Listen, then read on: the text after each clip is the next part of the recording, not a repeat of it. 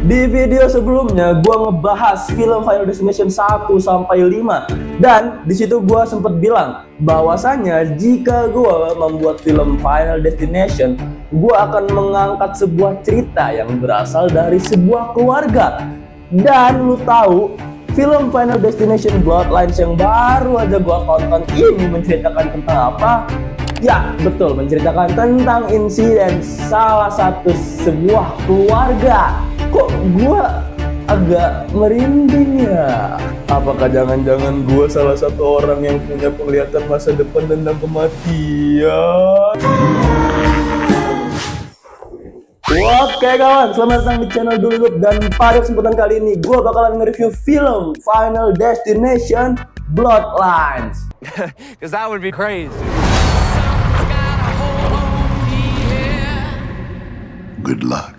Untuk bagian opening tadi, jujur-jujuran aja, gue itu adalah tipikal penikmat film yang biasanya itu nggak nonton trailernya, bahkan gue nggak baca sinopsisnya, dan gue nggak nonton review dari konten kreator yang ngaku-ngakunya non spoiler, padahal jelas-jelas di situ ada spoilernya ya, atau bisa dibilang sebenarnya itu soft spoiler. Lah bang, masa iya bang, kan gue nonton channel ini, gue nonton channel itu, katanya review non spoiler. Ya untuk hal itu gue bakal bahas di video yang lain aja. Mudah-mudahan gue sempet bikin videonya ya sebelum kematian menjemput gue. Oke sorry, jangan bermain-main dengan kematian. Ingat itu adalah peraturan Final Destination. Ya jadi yang gue bilang di awal, kalau misalnya gue berharap ada cerita Final Destination yang diangkat dari sebuah keluarga, dan ternyata di film Final Destination Bloodlines itu mengangkat cerita sebuah keluarga, jujur-jujuran aja sebelumnya gue nggak tahu, dan ini ternyata adalah sebuah kebetulan yang kebetulan banget, karena pas banget satu hari sebelum gue nge-review filmnya, kok bisa pas gitu loh ceritanya sama apa yang gue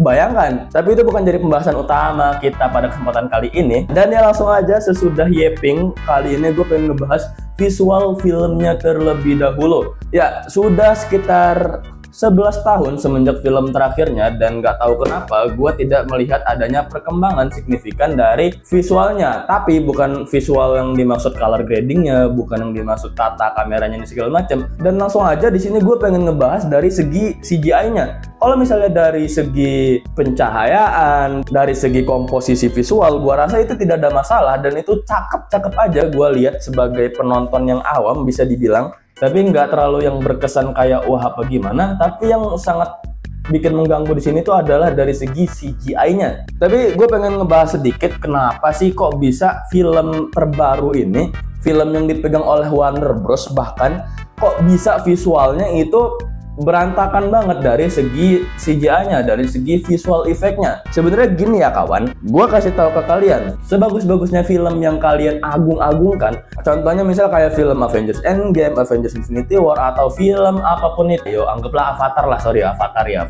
film Avatar itu kan pakai CGI ya, pakai visual effect seperti itulah. Gue kasih tahu ke kalian bahwasanya membuat CGI ataupun visual effect yang berhubungan dengan kehidupan nyata, anggaplah kayak ngebuat CGI muka gua, itu dibandingkan dengan membuat CGI seperti alien kayak Thanos, kayak karakter-karakter yang ada di film Avatar, atau mungkin pesawat-pesawat yang ada di Star Wars, itu tuh justru lebih susah. Karena di film Final Destination Bloodlines ini itu banyak banget CGI-nya, jadi kayak lu pasti ngerasa ada visual dimana ada sebuah kematian karakter yang itu tuh kelihatan banget itu pakai CGI-nya.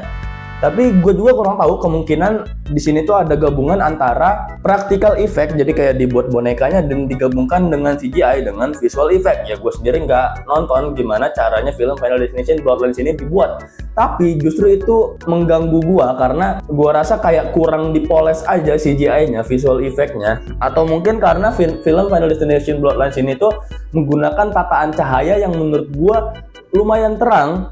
Jadi nggak seperti kebanyakan film horor dan film-film Final Destination yang sebelum-sebelumnya, apalagi film Final Destination yang kelima itu tuh visualnya gelap banget, looknya tuh gelap banget, jadi bisa tersamarkan lah CGI-nya. Sedangkan film Final Destination Bloodlines ini tuh menggunakan tata cahaya yang cukup terang, yang dimana kalau misalnya digabungkan dengan CGI itu tuh kelihatan banget, visual effect-nya kelihatan banget, practical effect-nya itu kelihatan banget kalau misalnya itu bohongan. Dan apakah hal ini mengganggu gue sebagai penonton dan penikmat film? Jawabannya jujur sangat disayangkan, iya sekali. Itu hal yang sangat gue sayangkan. Sehingga gue nggak tahu kenapa ya, ini entah pandangan gue pribadi aja, penilaian subjektif gue tuh nggak bisa merasakan kengerian yang ada di film Final Destination Bloodlines ini. Sepanjang film gue tuh melek terus, gue hampir nggak pernah tutup mata. Ya gue tahu film ini tuh nggak ada jump scare-nya, sorry. Film itu nggak ada hantunya, tapi adegan-adegan gore-nya itu gue tuh ngerasa kayak apa ya, biasa aja ya. Entah apa karena gue yang nggak parnoan, entah apa karena orang-orang lain aja yang alay lebay. Jadi kayak, oh ini gue habis nonton film Final Destination Bloodlines nih, visualnya ngeri banget, ada kepala pecah, ada jantung ditusuk, ini itu segala macem. Gue sampai takut, gue nggak mau naik lift, gue nggak mau naik eskalator, gue nggak pengen pergi belanja, ini itu segala macem. Ya udah, lu tinggal mati aja, lu diem di rumah, lu mati, udah selesai. Ya sorry, gue bukan ngatain yang nonton kayak gitu alay apa gimana. Ya mungkin guanya sendiri aja yang psikopat mungkin ya. Tapi jujur aja, nonton film Final Destination Bloodlines ini tuh nggak ada sama sekali efek setelah gue nonton tuh kayak gue tuh merasa takut gitu loh. Kayak, oh ya udah, ini tuh sebuah kematian yang biasa, bahkan menurut gua yang belakangan ini sering terjadi. Bahkan ada beberapa itu yang nggak mungkin banget.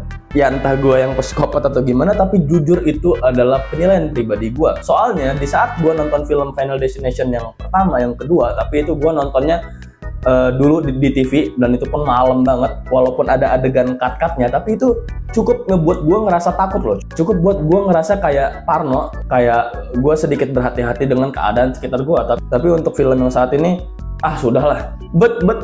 Tapi walaupun gue bilang dari segi visualnya itu cukup mengecewakan, kali ini gue pengen ngebahas dari segi plotnya. Gue sempet tahu bahwasanya film Final Destination ini adalah film prequelnya, tapi sebenarnya nggak prequel amat kalau misalnya lo nonton film Final Destination Bloodlines ini. Tapi sebelumnya gue peringatkan dulu kepada kalian bahwasanya untuk ngebahas ini tuh cukup spoiler. Tapi kalau misalnya kalian mungkin penasaran dengan apa yang disajikan dalam film ini dan kalian pengen nonton review gua dulu supaya kalian nggak buang-buang duit ke bioskop, ya silahkan lanjutkan video ini. Tapi gua saranin ke kalian, sekarang stop dulu nonton videonya, kalian mending nonton aja ya. Gua rekomendasiin film ini karena dari segi plotnya itu gua cukup bagus banget, gua cukup salut banget, gua sangat bangga banget dengan franchise Final Destination.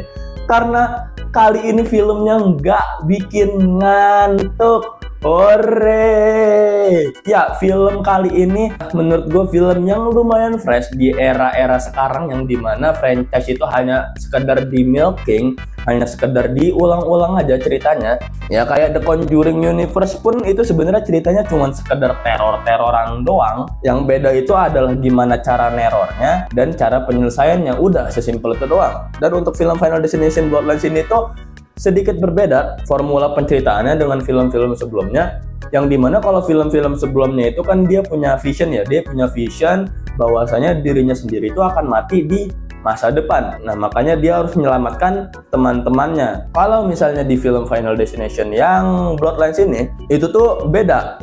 Jadi ada karakter yang seharusnya mati, tapi dia itu nggak jadi mati karena dia udah punya penglihatan. Terus dia punya anak beranak, anaknya beranak gitu ya. Dan yang harusnya anaknya itu tidak dilahirkan, yang harusnya cucunya itu nggak dilahirkan ke dunia ini, jadinya mereka diteror dengan kematian. Tapi yang sedikit membuat plot hole di sini tuh adalah dia itu harus melewati neneknya terlebih dahulu, nenek Iris kalau nggak salah, gue lupa namanya. Dia harus melewati nenek Irisnya terlebih dahulu. Berbeda dengan film-film sebelumnya yang dimana kalau misalnya kematian melewati satu karakter, maka karakter selanjutnya yang akan diteror. Kali ini enggak, pokoknya karakter ini mati dulu nih. Kalau misalnya nggak mati, nggak bakal bisa dilanjutin ke selanjutnya. Atau mungkin gue kurang informasi ya, coba kalian komen aja di bawah apakah ada informasi yang kurang selama gue menonton. Kalian boleh banget komen di bawah, kasih tahu gue, bang sebenarnya begini, bang sebenarnya kejadiannya nggak begitu, menurut abang salah. Oke, nggak apa-apa, gue terima. Dan di film ini juga dijelaskan ada satu karakter yang menurut gue di video sebelumnya itu annoying banget, yang karakternya itu muncul cuman diada-adakan doang, justru malah membuat filmnya itu jadi freak banget, jadi annoying banget, jadi mengganggu banget, yaitu adalah karakter si Candyman. Dan di film ini juga dijelaskan bahwa sebenarnya nama asli itu bukan Candyman. Ya adalah, kalian coba tonton aja sendiri. Itu tuh dijelasin dia ini awal mula karakternya seperti apa dan fungsinya dia di franchise Final Destination ini apa. Ya dia itu anggaplah kayak juru selamat ya. Dia tuh ngasih tahu ke orang-orang gimana caranya bisa selamat dari kematian ya, walaupun sebenarnya dia sendiri tuh diincar sama kematian tersebut. Dan film ini tuh adalah film yang full dengan plot twist. Sebenarnya plot utamanya jelas bahwasanya karakter utamanya si Stephanie ini dia tuh harus melindungi keluarga besarnya. Tapi selama perjalanan dia melindungi keluarganya tersebut, itu tuh bener-bener plot twist banget. Lu tuh nggak akan menyangka-nyangka dari awal aja, dari awal yang kalian mungkin bakal mikir, oh ini bakal mati di sini, ternyata enggak. Oh ini bakal mati di sini, ternyata enggak. Oh ini bakal mati di sini, ternyata enggak. Jadi kematiannya itu bener-bener nggak terduga banget, nggak kayak film-film sebelumnya. Tapi santai aja, plot twistnya itu nggak maksain banget kok. Dan di film ini juga terjawab plot hole dari film-film sebelumnya. Jadi gue sangat amat rekomendasikan bahwasanya jika lo sudah menonton film Final Destination 1-5, gue saranin banget buat lo nonton film Final Destination yang Bloodlines ini. Dan ya, masuk ke penilaian. Intinya adalah film Final Destination ini bagus banget ceritanya. Menurut gue ini fresh banget. Gue sangat bangga dengan film Final Destination 6 ini akhirnya bisa ngelanjutin franchise-nya dengan formula yang berbeda, nggak template kayak film-film sebelumnya. Ya walaupun di sini banyak juga fan service-nya. Gue sangat rekomendasiin kalian buat nonton film ini. Tapi menurut gue dari segi visual, dari segi CGI, dari segi visual effect itu tuh sangat mengganggu banget sehingga mengurangi pengalaman menonton gue. Gue nggak ada efek takut sama sekali di film ini. Gue nggak ada efek parno sama sekali dengan abis nonton film ini. Dan ya penilaian terakhir dari gue adalah untuk film ini sebenarnya agak berat ya. Gue pengen ngasih nilai sebenarnya 8/10, tapi kok sayangnya kayak visualnya jelek ya.